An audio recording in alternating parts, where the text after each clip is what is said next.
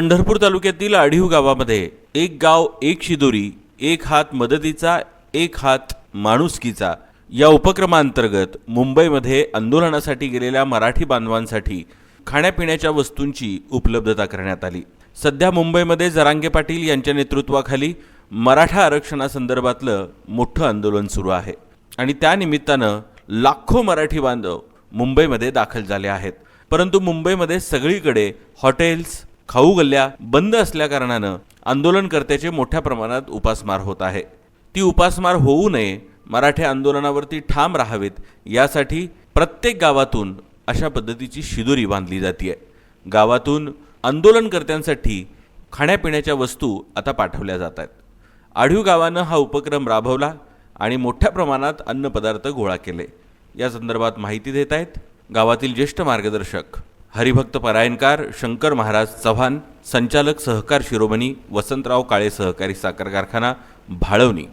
मी शंकर बलबीन चव्हाण, आढीव व समस्त ग्रामस्थ आम्ही 29 तारखेला मुंबईला गेलो होतो। तिथली असणारी आझाद मैदानावरील परिस्थिती, आमची पिण्याच्या पाण्याची, नाश्त्याची किंवा हॉटेल सर्व बंद असल्यामुळं पानटपरीसुद्धा उडी नव्हती। ती आमची झालेली गैरसोय आणि 24 तास पडणारा पाऊस, तिथं असणारा चिखल, तिथली दयनीय अवस्था पाहून त्या ठिकाणी आम्ही या ठिकाणी गावाकडे परत आलो आणि एक गाव एक घर एक शिदोरी आणि एक हात माणुसकीचा, एक हात मदतीचा हा उपक्रम आमच्या आढीव गावातून त्या ठिकाणी आम्ही राबवला। संपूर्ण गावातून शिदोरी, त्या ठिकाणी चिवडा, फरसाण, पाणी बॉटल, बिस्किट पुडं, सर्व साहित्य, लोणचं, चटणी, हे सगळं साहित्य आडवातून त्या आढीव गावातून एवढं मोठ्या प्रमाणात जमा झालेलं आहे। पाणी बॉक्स सहित की 2 गाड्या भरतील एवढं साहित्य त्या ठिकाणी जमा झालेलं आहे आणि ही मुंबईला आम्ही पाठवतोय। आणि जेवढे दिवस जरांगे पाटील तिथं आरक्षण मिळेपर्यंत आंदोलन करणार आहेत, तिथपर्यंत आम्ही दररोज हे पाठवण्याची व्यवस्था आढीव ग्रामस्थांच्या वतीनं करणे। जोपर्यंत आरक्षण नाही तोपर्यंत त्या ठिकाणी आम्ही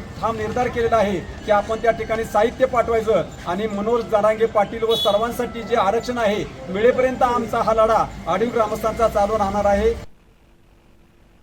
या उपक्रमात गावकऱ्यांनी धर्म जात सगळे विसरून कामाला लागले आहेत। सर्वांनी मोठ्या प्रमाणात शिधा गोळा केला आहे। या शिद्याचं योग्य पॅकिंग करून ते आता मुंबईला रवाना करण्यात आलं आहे।